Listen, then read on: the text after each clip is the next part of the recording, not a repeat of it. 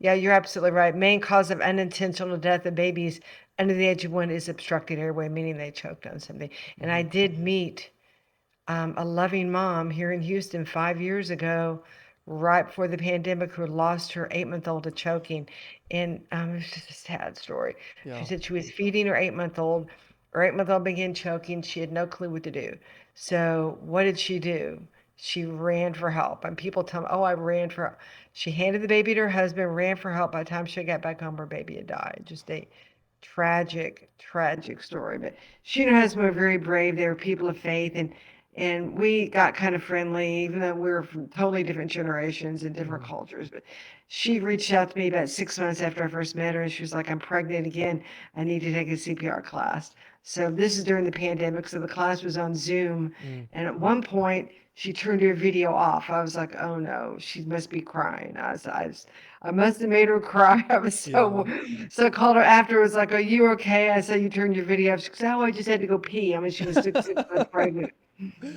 So, but Oh. no, she and her husband were just remarkable people. The Houston Chronicle did a big, big front page story on her and me, and the importance of knowing CPR. And it was just, I mean, nothing's going to bring their daughter back. But I'm so proud of her, that because she knew if she'd known what to do, her baby most likely would still be here today. Yeah. So it had to be hard for her to take a CPR class. And yeah, I've had numerous people over the years, over my 35 years, tell me, "Oh my God, I had to give my father CPR. This class is so hard for me." It just, brings back all the bad memories. Hmm. But yeah, and then I had a guy in my class about 6 months ago. I think he was in his mid 50s. He was jogging Hmm. about 4 or 5 years ago at 6:30 in the morning, arrested, went into cardiac arrest on the sidewalk on a major street, and a nurse driving by that I knew stopped and kept him alive Wow. for 7 minutes Wow. until EMS arrived. And they put him in a medically induced coma for 10 days. And they kept telling his wife he was probably not going to survive. And somehow, through the grace of God, he survived. Hmm. I mean, just luckiest, luckiest guy in the world. Major type A, major type A Hmm. personality type. And he was like, "I bought that nurse a $500 gift certificate to Capitol Grill," and Oh, that's I so don't random think for I don't saving think your life. he was so funny. He came to Yeah. my CPR classes.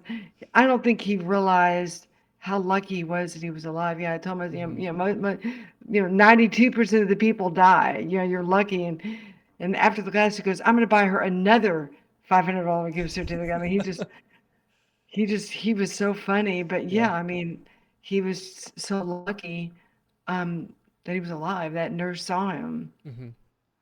Um, Yeah. and there was another guy in my class from Bechtel. He was an engineer, and the guy just looked super fit. You could tell he worked out a lot.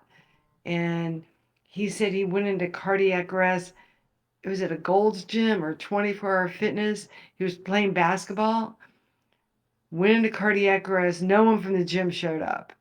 But the mayor of Houston at the time, Mayor Sylvester Turner, by the way, just died like 3 or 4 days ago. Mm. His bodyguard was playing basketball. Former military guy, he was super buff, and went over there and gave him CPR. Someone got the defibrillator, and they saved his life. And he showed me a picture of himself, the bodyguard, and the mayor of Houston.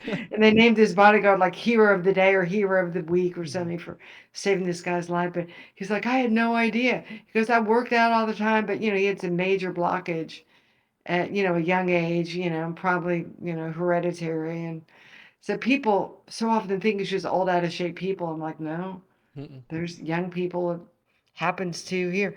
Here there was a 14-year-old who went into cardiac arrest at a middle school here in Houston in August, and it's unclear as to whether he received CPR. But once they got the AED, they opened it up, and the battery was dead. And of Oh course, he died. man. I know.